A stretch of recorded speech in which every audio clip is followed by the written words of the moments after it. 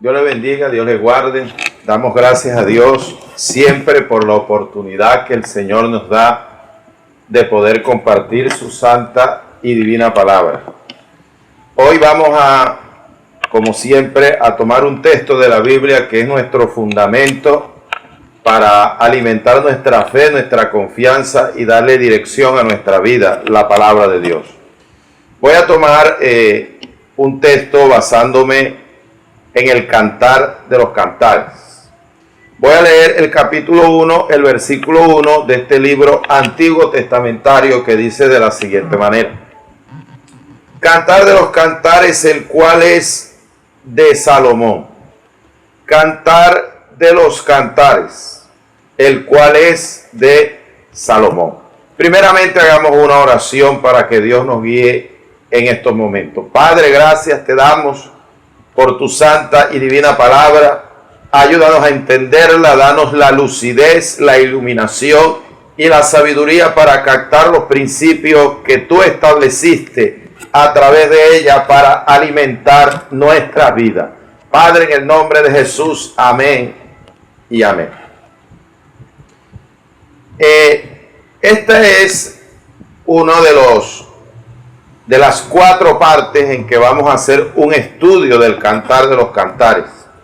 Se ha dividido en 4 partes, es decir que el libro lo hemos separado para tratar de darlo en forma de una cadena progresiva, comenzar con la primera parte, segunda, tercera y hasta llegar a la 4ª.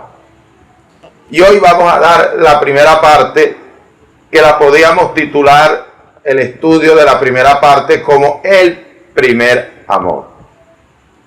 El Cantar de los Cantares es un libro que fue escrito por Salomón, por el rey Salomón. Y este libro narra la historia, y hablo de historia porque ocurrió, fue real, de la relación entre el rey Salomón y una mujer de Sunam, que es llamada, según las escrituras, la Sunamita, el gentilicio de Sunam. Se le llama el Cantar de los Cantares porque es un superlativo. El superlativo nos indica a nosotros que es una exaltación sobre los demás. Por ejemplo, hay términos que son de este tipo o de esta especie, como cuando decimos supremo. Cuando decimos sumo, por ejemplo, el sumo sacerdote, quiere decir que es un sacerdote que está por encima de los demás. O cuando hablamos de un nombre de Dios, o de una cualidad de Dios, que aparece como un nombre también, que es el Altísimo, lo que indica que está por encima de todos y de todo. Entonces, el término Cantar de los Cantares, al decir que es un superlativo, nos indica que de todos los cantares, este es el mayor de ellos.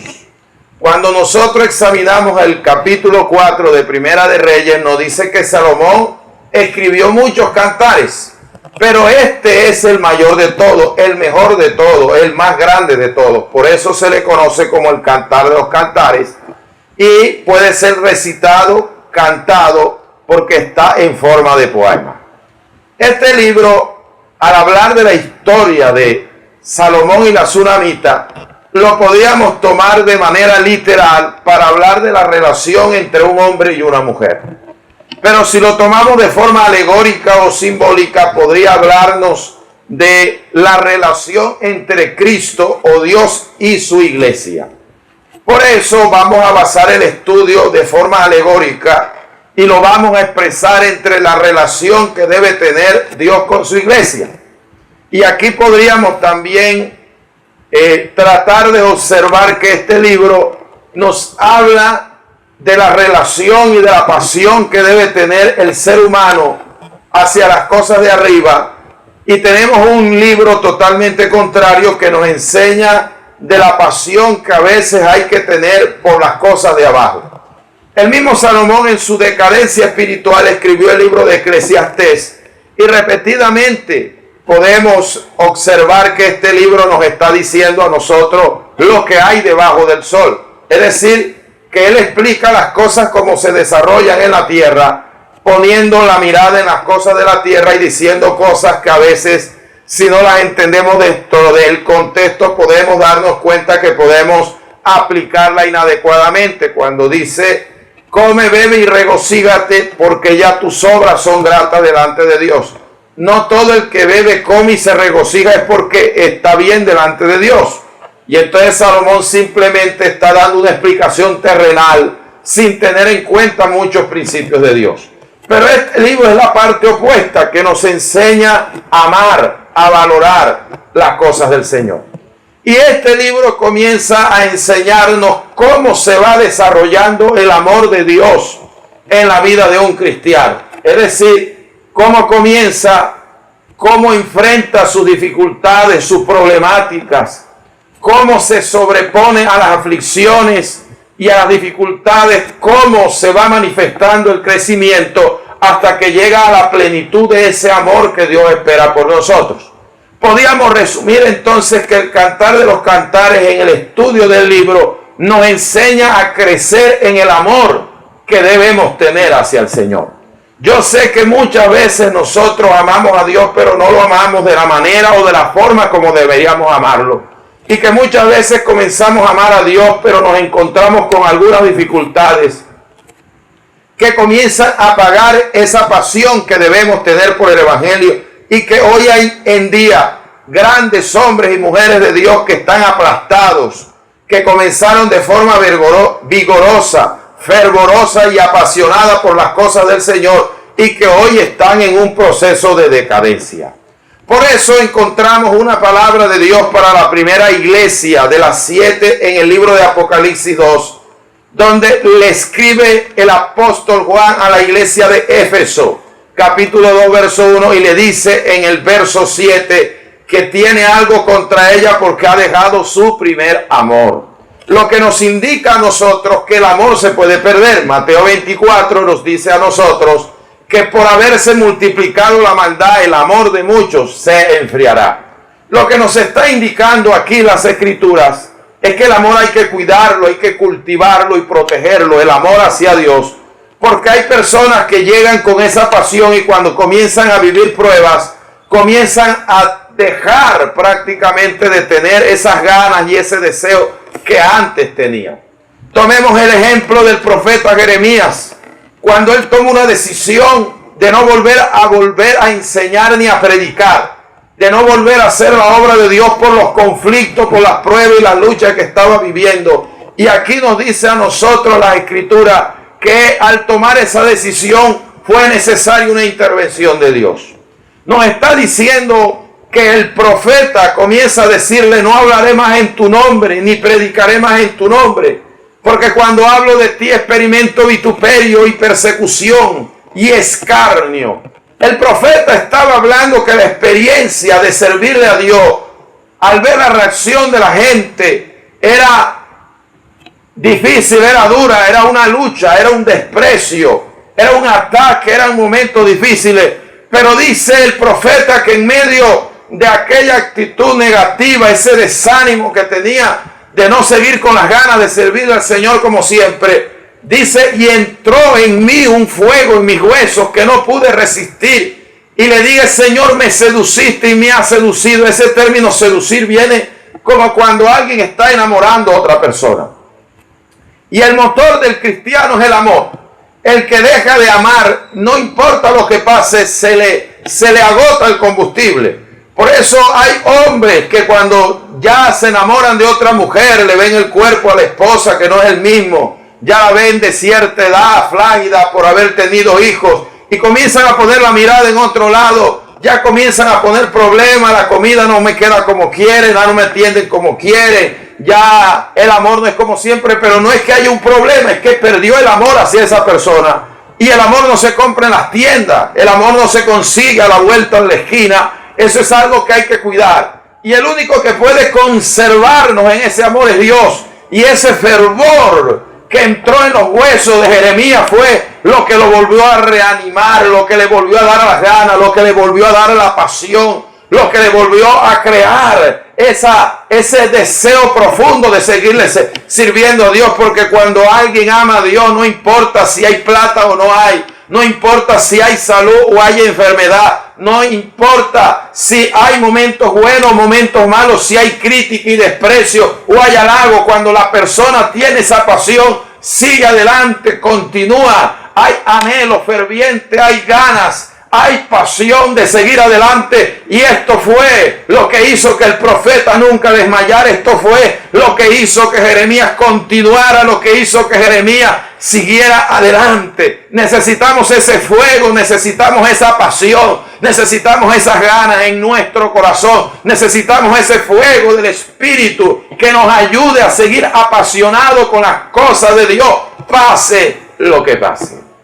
Aquí tenemos entonces que vamos a observar cómo se desarrolla el amor de Dios en un cristiano y los procesos y las dificultades que esa persona debe experimentar y vivir. Sé que a muchos tendrán una pregunta y dice, pero alegóricamente el libro Salomón, ¿qué representaría? Salomón representaría al Señor Jesucristo. Pero como una persona que tuvo tantas mujeres, como una persona que prácticamente se desbordó, podíamos catalogarlo de polígamo, de adúltero, de pervertido aún, un hombre que la Biblia dice que tenía 700 reinas y 200 concubinas, 900 mujeres a su disposición para tener relaciones con ella, me va a hablar de que es un ejemplo para la iglesia.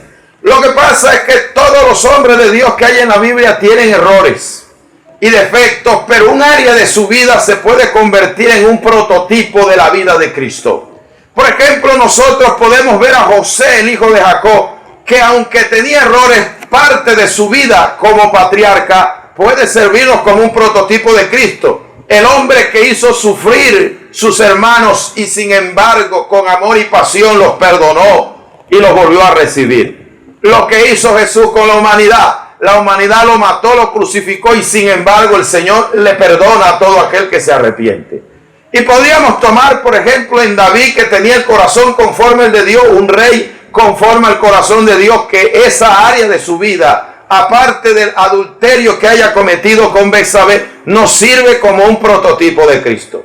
Salomón como monarca y como rey nos sirve como un prototipo de Cristo, como el hombre de autoridad, como el hombre que tenía el mando y la posición dentro del pueblo de Dios, nos sirve en esa área como prototipo de nuestro Señor Jesucristo. Aquí existe una interpretación paralela donde algunos teólogos han considerado que el Cantar de los Cantares no hay dos personajes sino tres.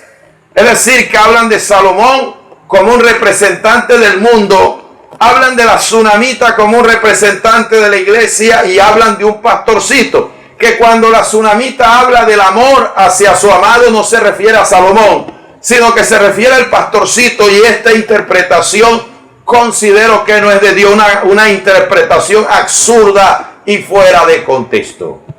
El Cantar de los Cantares, por tradición, por contexto, por estudio, la mayoría consideramos que es el rey Salomón, el hijo de David, quien lo escribió. Existen algunas teorías que hablan de un escrito posterior y que no es el rey Salomón, pero al menos la mayoría creemos que fue el rey Salomón, el hijo de David, del rey David, quien escribió el libro. El Cantar de los Cantares aparece como escrito por Salomón. Podríamos decir que Salomón tiene más o menos unos 1100 años antes de Cristo. Quiere decir que debe ser más o menos la antigüedad del libro.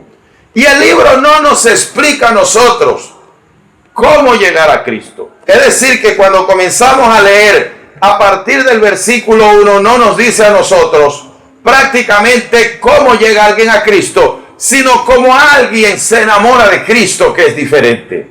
Los procesos para llegar a Cristo, los caminos que Dios utiliza para que lleguemos a Él son innumerables, son muchas las circunstancias por las cuales una persona puede llegar al Señor. Felipe llegó al Señor porque tuvo un llamado directo cuando estaban echando las redes con Pedro y el mismo Señor lo llamó. Pero Felipe llamó a Andrés y le dijo que fuera, que había encontrado el Mesías. Quiere decir que Andrés no lo encontró directamente, sino a través de un discípulo. Y sucesivamente Pedro pudo reconciliarse con el Señor porque él hizo un milagro de unos peces. Y podríamos ir contando que cada persona tiene como una experiencia muy particular en la forma en cómo llega al Señor. El libro no nos explica cómo llega alguien al Señor, pero nos dice cómo comienza esa pasión, comienza ese amor y comienza ese deseo hacia las cosas de Dios. El capítulo 1, el verso 2, allí comienza a explicar o a desarrollarse la relación de la primera parte que vamos a hablar, que es el primer amor, el comienzo del primer amor. Aquí nos dice: oh, si él me besara con besos de su boca, porque mejores son sus amores que el vino. Aquí comienza esta mujer a tratar de pedir una experiencia personal. Quiere decir que esta mujer, como todos hemos llegado al Señor, tuvo una experiencia a través de otro. Quiere decir, otro te habla, otro te explica, otro te enseña, otro te invita, otro te dice los primeros pasos que debe hacer. Y a través de esas personas damos gracias a Dios porque comienza nuestro crecimiento, comienza nuestro contacto con Dios, comienza nuestra relación. Pero esta mujer llegó un momento que dijo: yo ya no quiero que Dios obre a través de otro, porque es una bendición. Dios tiene sus instrumentos.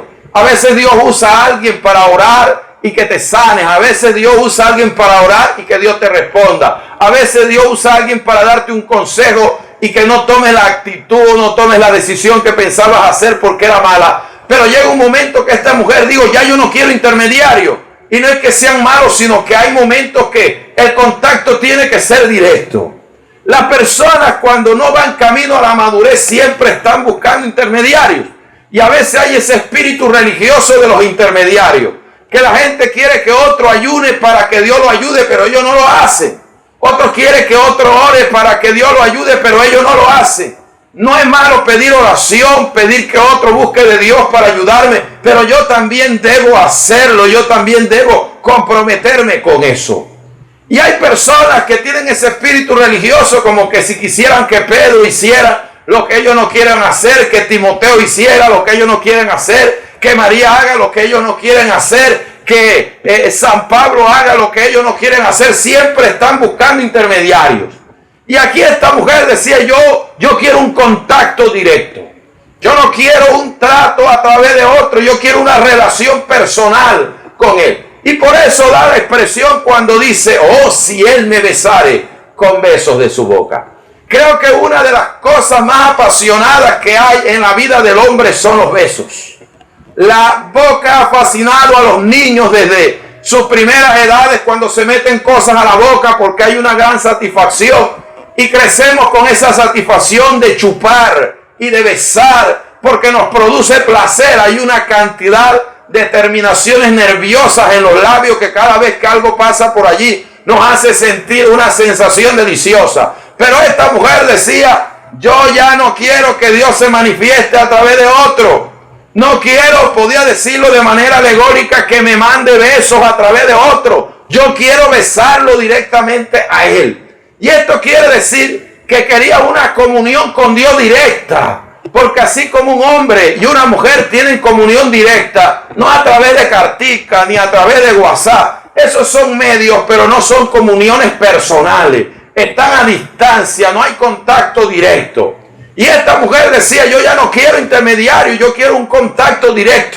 Yo quiero una relación personal. Yo quiero una relación palpable, tocable con el Hijo de Dios.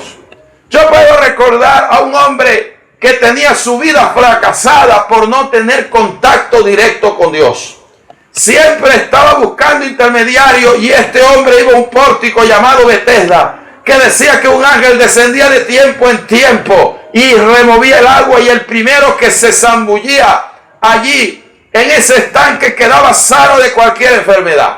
Sin embargo, este hombre, cuando Jesús pasa por allí, le encuentra, le dice: ¿usted qué hace aquí? Le dice: tengo 38 años de estar aquí. Y otro, que cuando el ángel llega de tiempo en tiempo y remueve el agua, otro llega primero que yo, porque yo soy paralítico. Y aquel puede ser ciego, aquel puede ser manco, aquel puede ser cojo, tiene más movimiento y habilidad que yo. Y por eso Él llega primero. Y yo tengo 38 años aquí esperando un milagro. Y nunca he podido recibir nada. Porque no tengo quien me cargue. Este hombre estaba esperando que alguien lo cargara. Este hombre estaba esperando de que alguien lo llevara, de que alguien estuviera pendiente al lado de él para zambullirlo de primero.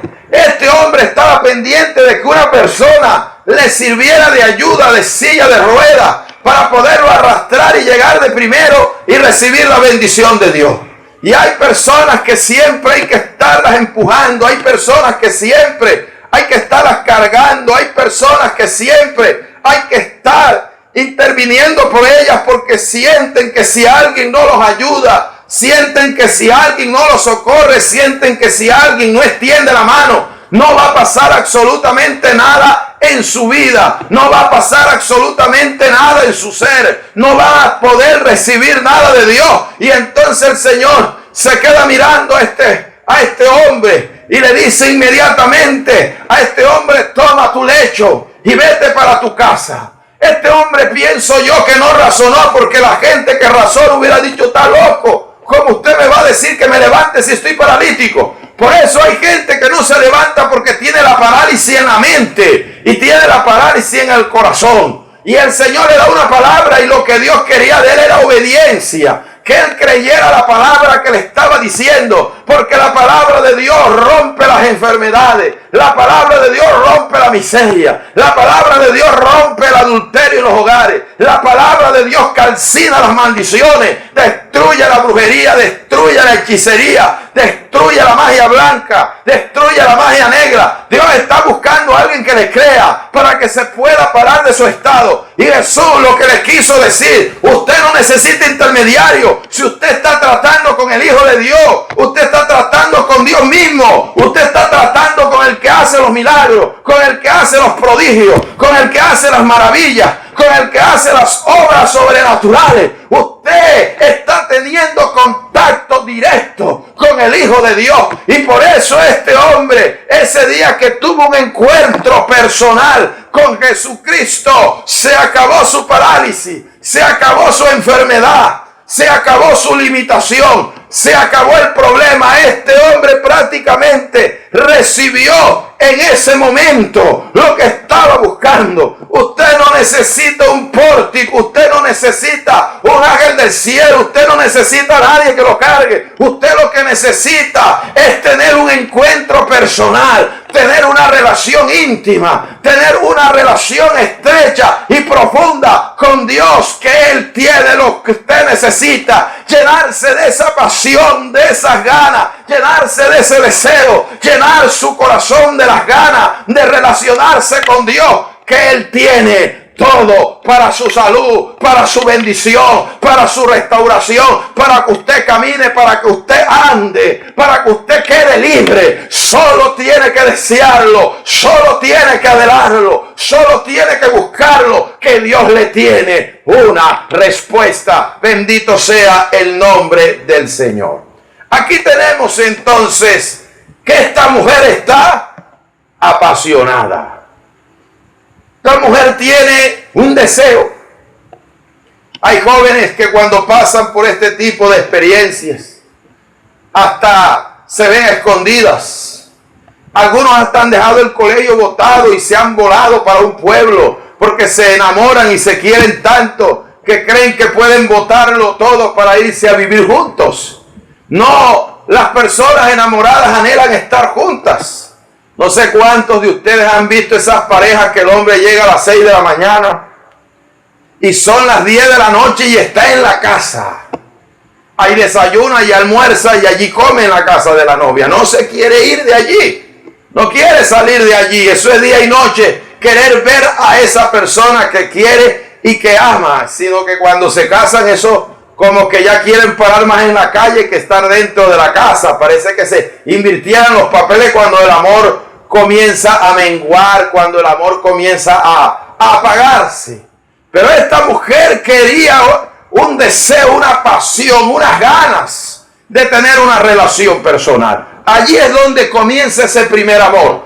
Cuando experimentaron el primer amor, todo es deseos, ganas, de estar en la presencia de Dios, de estar en las cosas de Dios, de estar prácticamente en la obra de Dios, de estar sirviéndole a Dios, una pasión que hay. Pero aquí vamos a encontrar a partir del verso 2, el concepto que esta mujer tenía, o el concepto de lo que esta mujer que representa al cristiano enamorado tenía acerca del Señor. El verso 2 nos dice: amaste el olor de tus suaves ungüentos, tu nombre es como ungüento derramado, por eso las doncellas te aman. Atráeme, en pos de ti correremos, el rey me metió en sus cámaras, nos gozaremos y alegraremos en ti, nos acordaremos de tus amores más que el del vino, con razón te amo. Primero comienza a darnos la expresión quién era el Señor para él. ¿Sabe por qué la gente se enamora? O yo sería un poco más específico, ¿por qué alguien se enamora? Porque conoce a la persona. Es un error enamorarse sin saber de quién te estás enamorando. La gente que se enamora ciega va por mal camino. Yo debo saber de qué me estoy enamorando.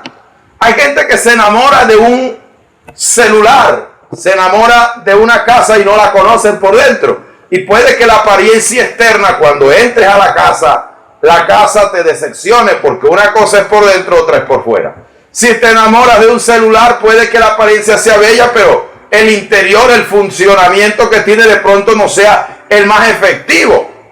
Y esta mujer estaba enamorada no por lo que el Señor tenía, sino por lo que el Señor era. La mayoría de la gente, cuando se acerca a Dios, no se acerca porque está enamorada de Dios, sino que se acerca porque está necesitada. Y cuando una persona se acerca por necesidad, se está acercando por interés. Yo creo que Dios puede pagarle su deuda.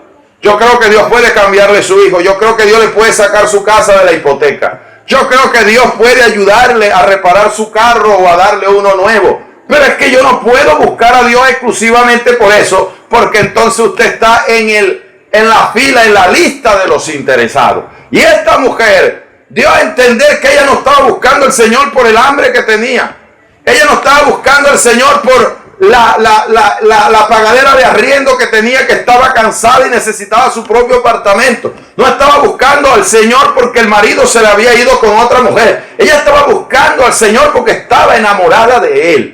Pero este amor que ella tenía estaba basado no en lo que Dios tenía, no en la bendición que Dios tenía, no en el poder que Dios tenía, no en la autoridad que Dios tenía, sino en lo que el Señor era.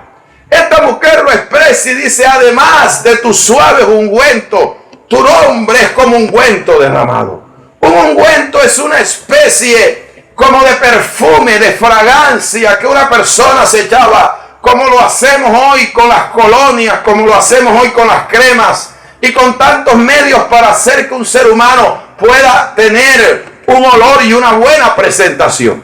Para ella la presentación estaba basada en un ungüento. Y ese ungüento estaba basado en el nombre del Señor. Estaba diciendo: tu nombre es como ungüento derramado. Y el nombre de una persona nos da a entender que cuando lo pronunciamos tenemos una idea de lo que la persona no tiene, sino de lo que la persona es.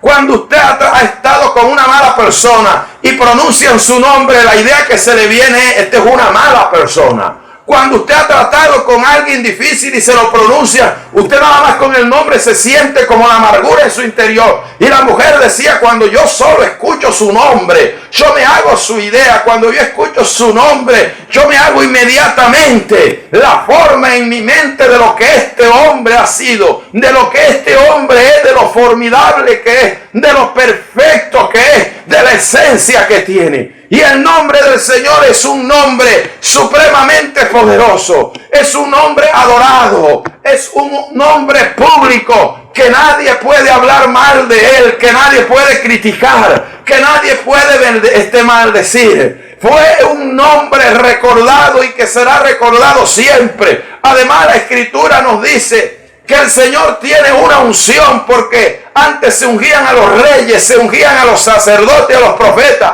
Y el Señor fue profeta, nos dio palabra hasta para nuestro tiempo. El Señor es nuestro sumo sacerdote porque ora ante el Padre como nosotros. Y el Señor es Rey de reyes y Señor de señores. Y le digo a la iglesia, yo le voy a dar parte de mi fragancia. Yo le voy a dar parte de mi ungüento. Yo le voy a dar parte del buen olor que tengo ante la humanidad para que cuando ustedes pasen pueda la gente percibir que en mi nombre suceden cosas, suceden maravillas, suceden cosas sobrenaturales. Por eso la Escritura nos dice que en el nombre de Jesús echaremos fuera demonios. La Biblia nos dice que en su nombre se podrían sanar enfermos. La Biblia nos dice que no hay otro nombre bajo el cielo en el cual hay salvación, sino Jesucristo hecho hombre. Jesús prácticamente es nuestro Salvador, y cuando ese nombre se pronuncia, hay poder, hay autoridad,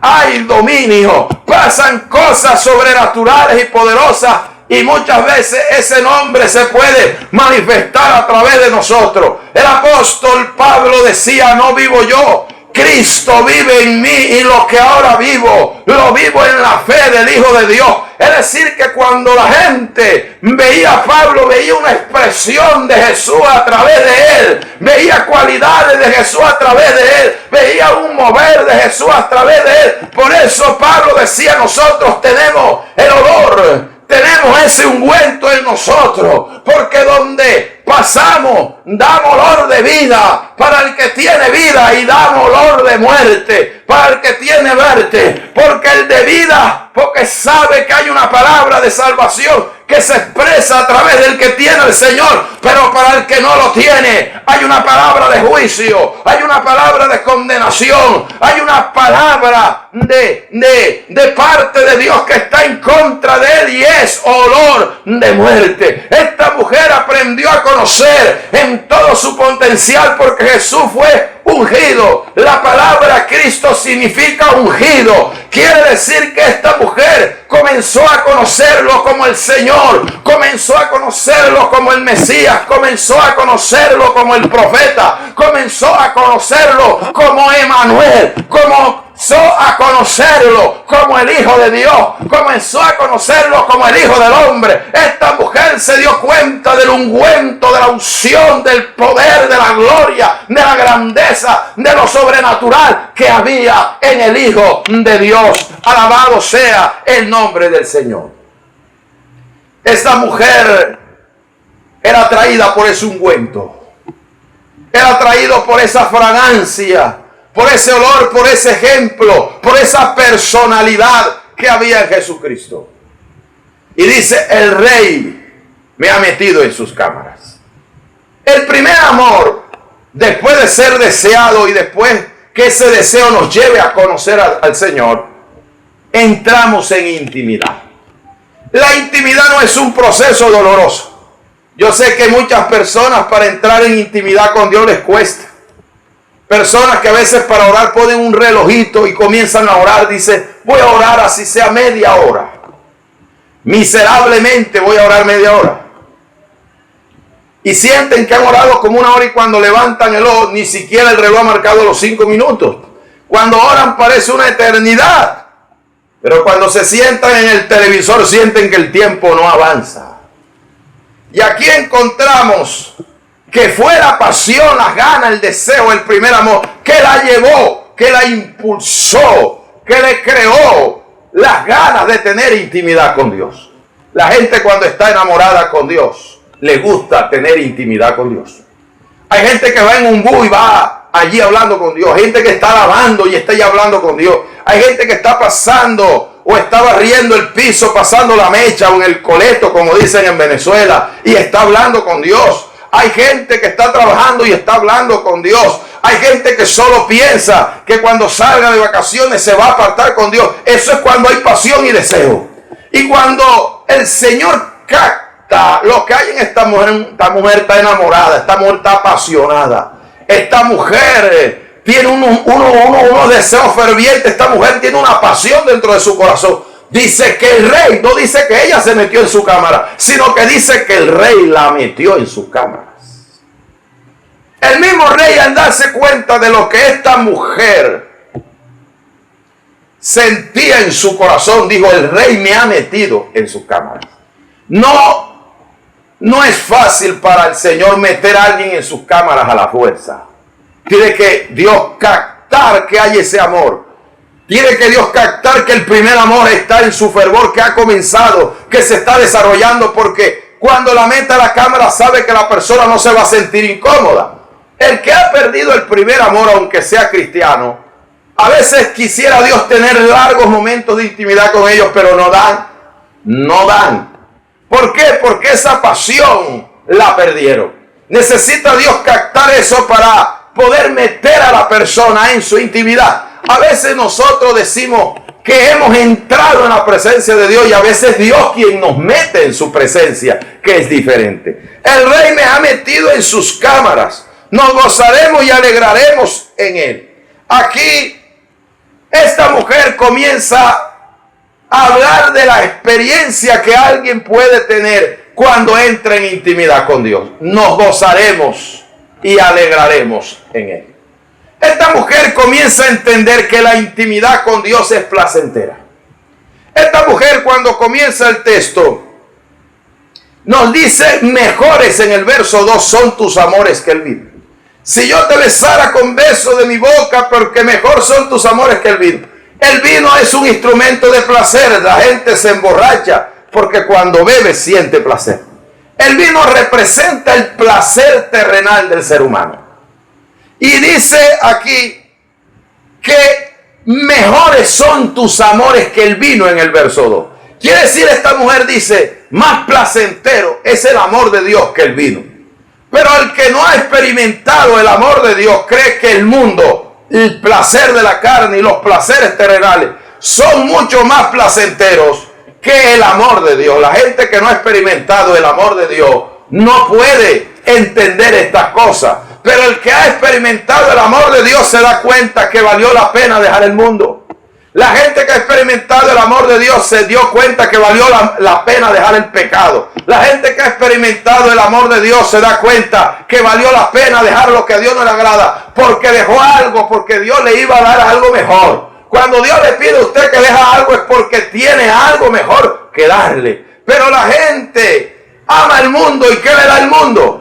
A cambio, ¿qué te ha ofrecido? La gente que ha amado el mundo y se ha entregado a sus placeres se ha degenerado, se ha corrompido, se ha degradado por completo, y cuando ya el mundo no le sirve te bota. Cuando ya no le sirves al mundo te desprecia. Cuando ya no le sirves al mundo te pega una patada y te tiene por poco. Y bien dijo Juan en el capítulo 2, a partir del verso 15 de su primera carta, cuando dijo: el mundo pasa y su deseo, pero el que hace la voluntad de Dios permanece para siempre. El vino se acaba, el placer terrenal se acaba, pero el que buscó el amor de Dios y caminó con Dios e hizo su voluntad permanece para siempre. Bendita sea la gloria del Señor.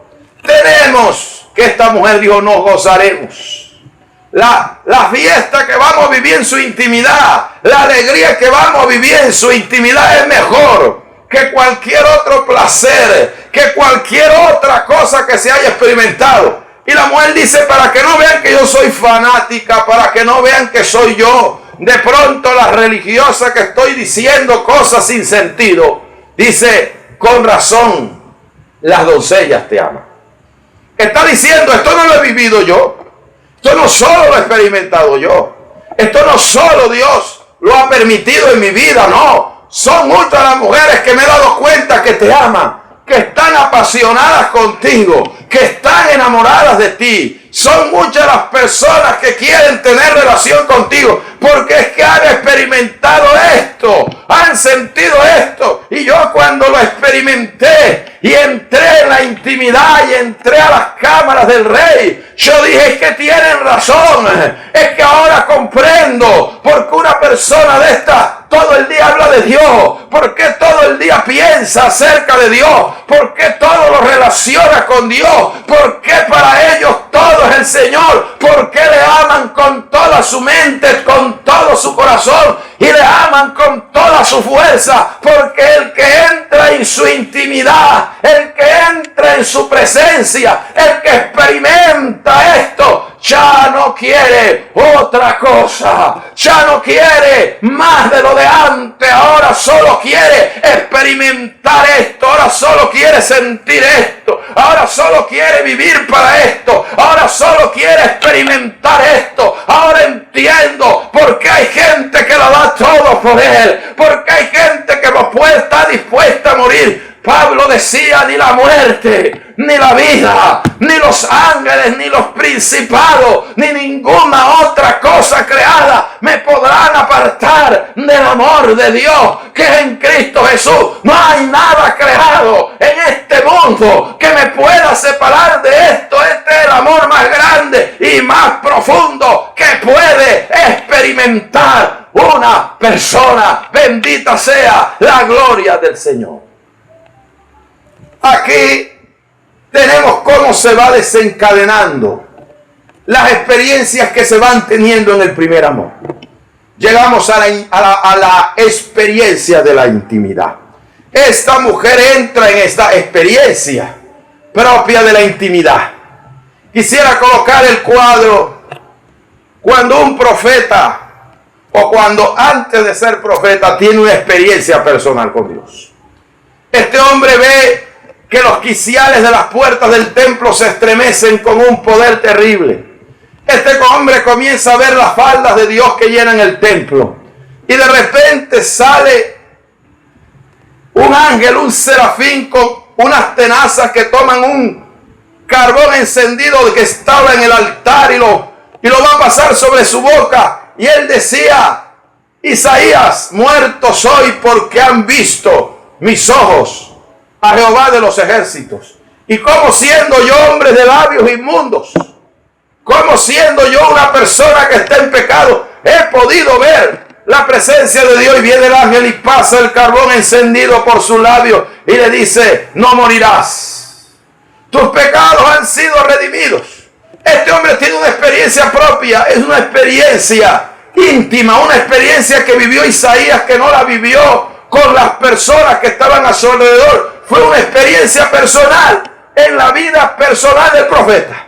Después que este hombre tiene esta experiencia personal, viene una voz que dice, ¿a quién enviaré?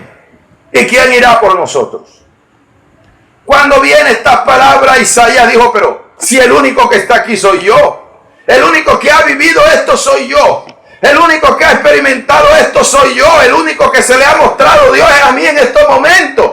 ¿A quién más le va a estar hablando el Señor sino a mí? Y viene el profeta y envía la respuesta y dice, heme aquí, envíame a mí. Como diciendo, al ver yo este poder, al tener esta experiencia donde un Dios tan poderoso, de un Dios tan grande, debió haberme matado, debió haberme quitado la vida, debió haberme destruido por mi maldad. Permiten un acto de misericordia redimir mi pecado cuando debería estar muerto, porque la paga del pecado es la muerte. Y viene y todavía dice que a quién va a enviar. Después de haber tenido yo esta experiencia, me he olvidado de lo terrenal, me he olvidado de lo del mundo, me he olvidado de las cosas de allá afuera, me he olvidado de lo que hacía. Claro que quiero servir, claro que quiero honrarle, claro que quiero caminar con usted, claro que quiero vivir, seguir experimentando su gloria y su grandeza. Claro que lo quiero seguir haciendo. Yo lo viví, yo lo experimenté, dijo Isaías. No importa lo que me diga, no importa cómo me cataloguen, yo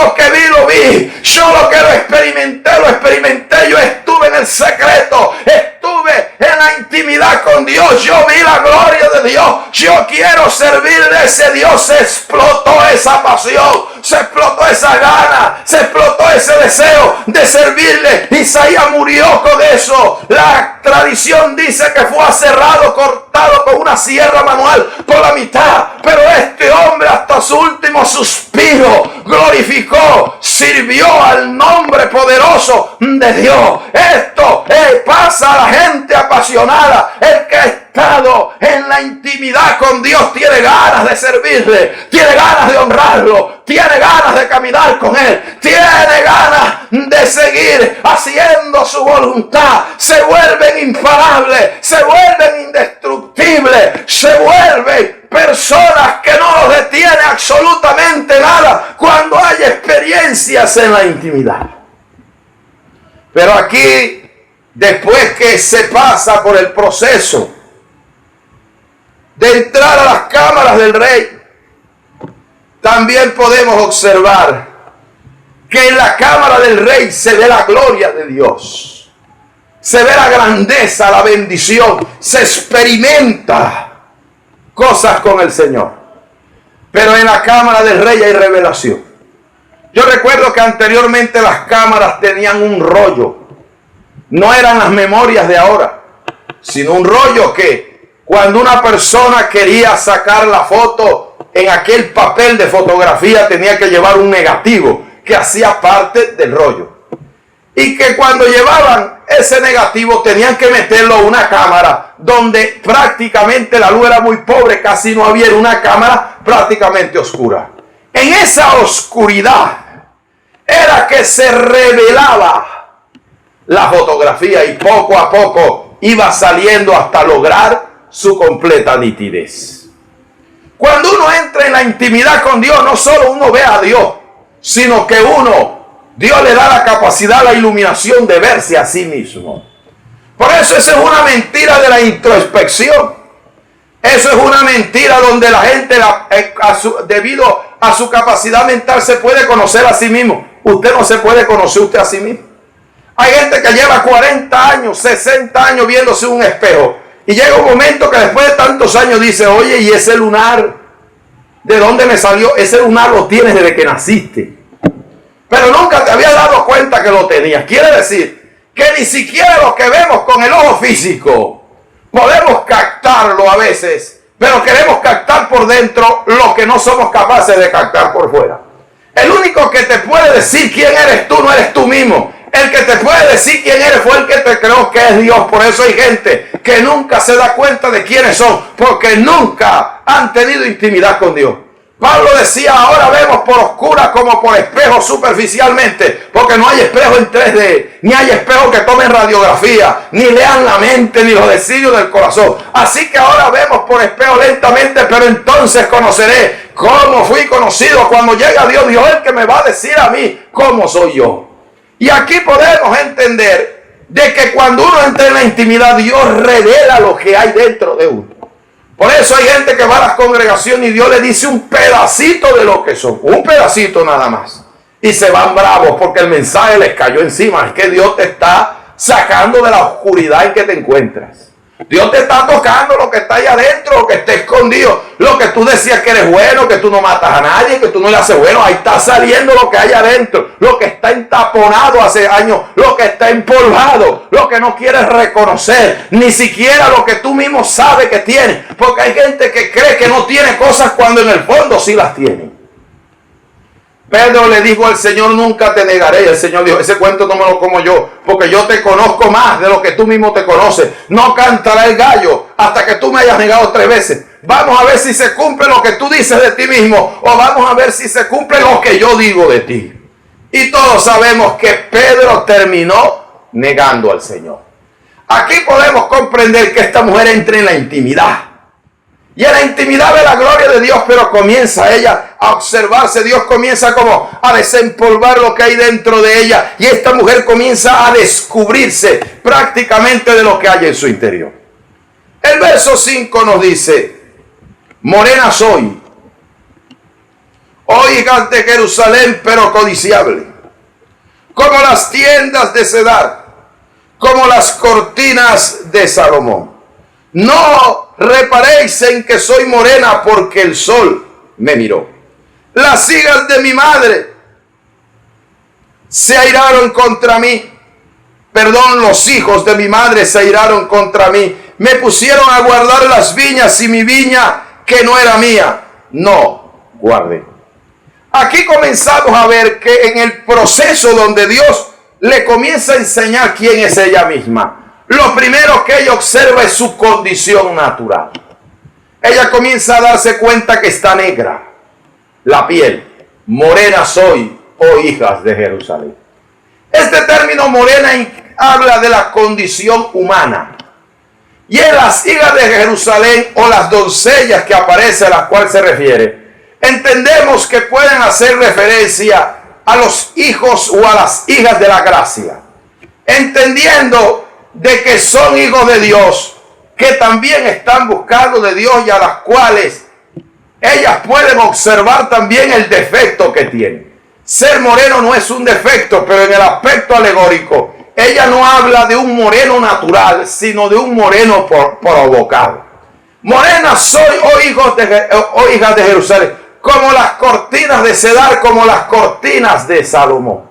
Esta mujer comienza a darse cuenta de que su condición natural, lo que percibían los demás de ella, dependía también de una hermosura o de una belleza como las cortinas de Salomón. Se cree que las cortinas de Salomón estaban hechas de lino fino, que según Apocalipsis capítulo 19 nos dice que el lino fino son las acciones justas de los santos, lo que indica que las cortinas de Cedar indicaban la justicia de Dios en ella, a pesar del aspecto que tenía, que fue provocado por el sol maltratador, que tuvo que trabajar en las viñas donde sus hermanos le obligaron para que cuidara las viñas de ellas. Aquí podemos observar que esta mujer se da cuenta del maltrato que ha venido viviendo. Comienza a darse cuenta de todas las luchas, de las cicatrices, de los golpes, de las dificultades, de las adversidades, de los momentos difíciles que ha tenido que pasar en la vida. Y por eso a la gente observar, porque la gente se da cuenta muchas veces de lo que sufrimos, de lo que padecemos, de las circunstancias adversas de la vida, de las luchas que continuamente tenemos. Llega un momento que esta mujer dice, estas cicatrices, este padecimiento fue provocado porque a mí me pusieron a hacer cosas que no debía haber hecho. Me pusieron a vivir cosas que no debí haber vivido y por eso tengo este maltrato. Ella no se había dado cuenta de esto hasta que entró en intimidad con el Señor. Hay cosas que usted no se va a dar cuenta, que usted no va a despertar de su sueño, que usted no va a despertar de su equivocación, que usted no va a despertar de su error y de su falta a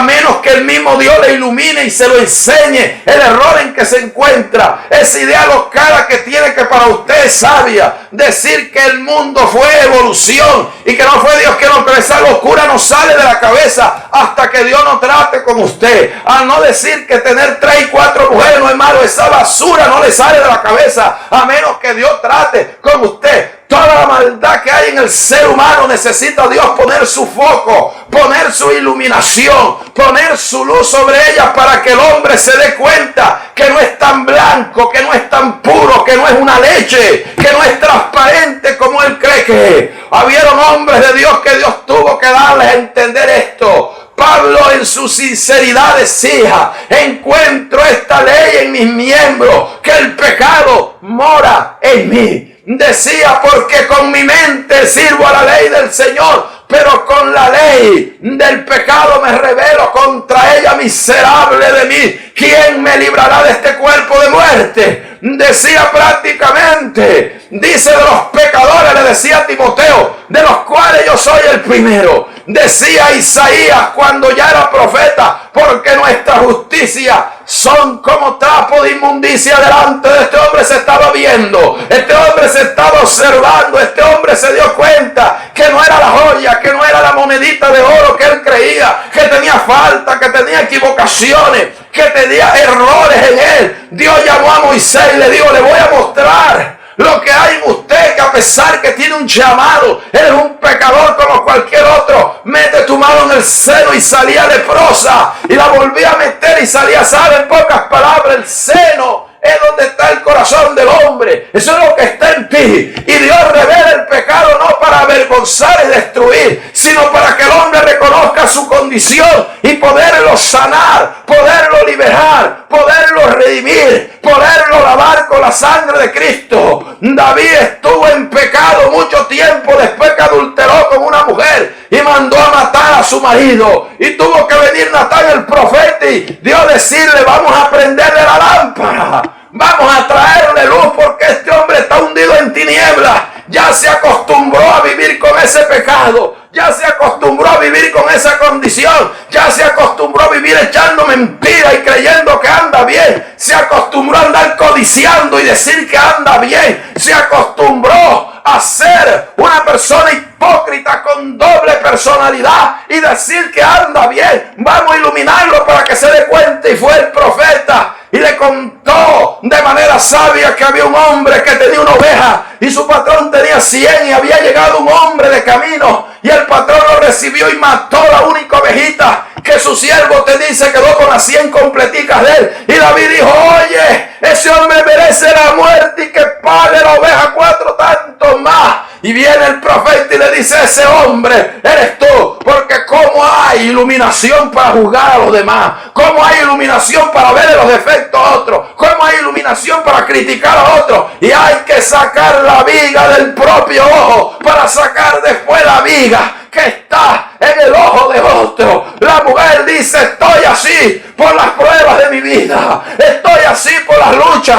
Ahora es que me he dado cuenta que estaba fuera de la voluntad de Dios. Hay que colaborarle a la gente, hay que ayudarle a los hombres de Dios, pero nunca deje lo que Dios le mandó a hacer usted por ponerse a hacer lo que Dios le mandó a hacer otro. Cada uno le dará a Dios cuenta. Haga lo que Dios le mandó a hacer, que el otro también tiene que ocuparse en hacer lo que Dios le mandó a hacer a él. Yo no puedo hacer su trabajo, puedo darle un empujón, puedo darle una ayuda. Yo estoy preocupado es para el día que llegue delante de Dios poder decirle: Señor, yo hice lo que usted me mandó a hacer. Poder decir como Pablo: he peleado la buena batalla, he acabado la carrera, he guardado la fe, por lo cual me espera la corona de justicia que Dios ha preparado a los que le aman. Bendita sea la gloria del Señor.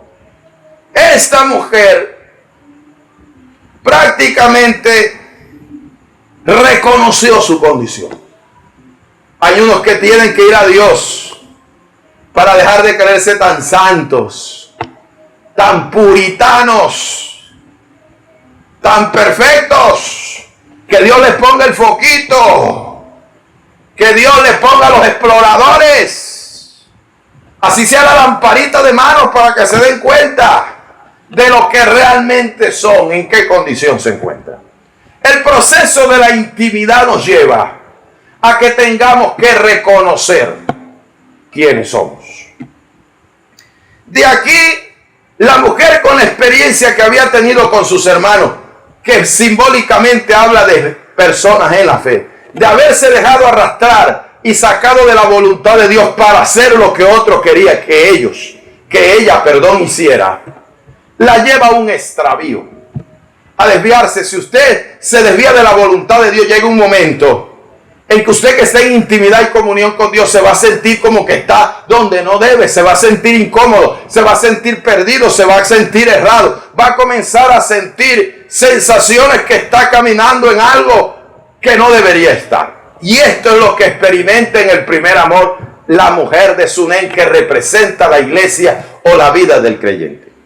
El verso 7 nos dice: hazme saber, oh tú, a quien ama mi alma, ¿dónde apacientas, dónde cesteas al mediodía? Pues, ¿por qué había de estar yo como errante junto a los rebaños de mis compañeros? De tus compañeros, perdón.